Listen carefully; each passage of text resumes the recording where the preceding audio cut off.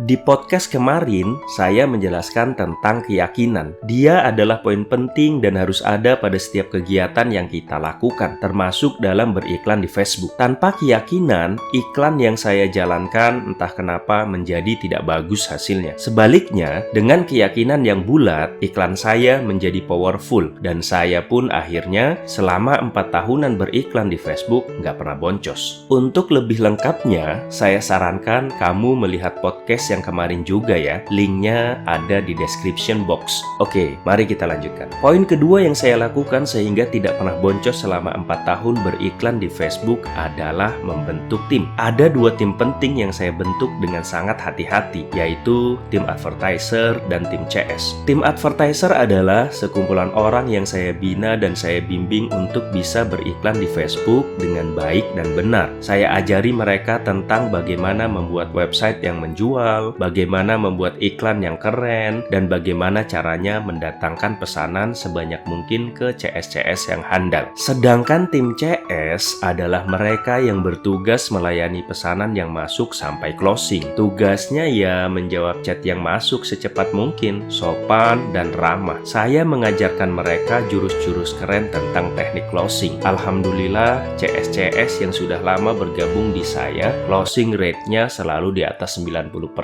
Nah, itu 2 tim penting yang harus ada pada bisnis online. Ada tim lain sih, semisal tim gudang dan packing, tim admin, konten kreator, dan sebagainya. Teman-teman sekalian, tim itu penting. Kenapa? Karena setiap kita punya kapasitas masing-masing, punya batas maksimal yang kalau kita sudah sampai pada batas ini, maka kita nggak bisa lagi menaikkan kinerja kita, mentok dan sudah nggak bisa apa-apa. Padahal, dalam beriklan di Facebook, agar tidak boncos ya harus banyakin pesanan yang masuk semaksimal mungkin tanpa batas. Kalau bisa, sehari seharusnya ada ribuan orang yang pesan ke kita. Cuma ya itu tadi, kalau kita lakukan semuanya sendiri, maka pasti nggak kepegang. Bayangin aja, kita harus beriklan, lalu menjadi CS juga, melayani setiap konsumen yang masuk. Selanjutnya, kalau deal, kita harus packing dan mengirimkannya ke kurir yang sudah menjadi langganan kita sehari-hari. Ribet nggak tuh? Ribet lah, habis waktu kita. Nggak ada lagi kesempatan buat nganterin istri belanja, nggak ada lagi kesempatan buat main sama anak, dan sebagainya. Makanya, sekali lagi, tim itu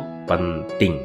Selain untuk menghandle beberapa pekerjaan, adanya tim juga menjadi backup kalau ada salah satu advertiser yang nggak perform. Misal, saya bulan ini iklannya jelek, disable terus, restricted, dan lain-lain. Sehingga pesanan yang masuk sedikit. Coba bayangkan kalau kita nggak punya tim, habis kita. Nah, kalau ada tim, dan kebetulan bulan ini iklan saya jelek, maka saya bisa matikan iklan dulu, merenung sejenak, dan mengevaluasi di mana salahnya. Tapi tim kan ada.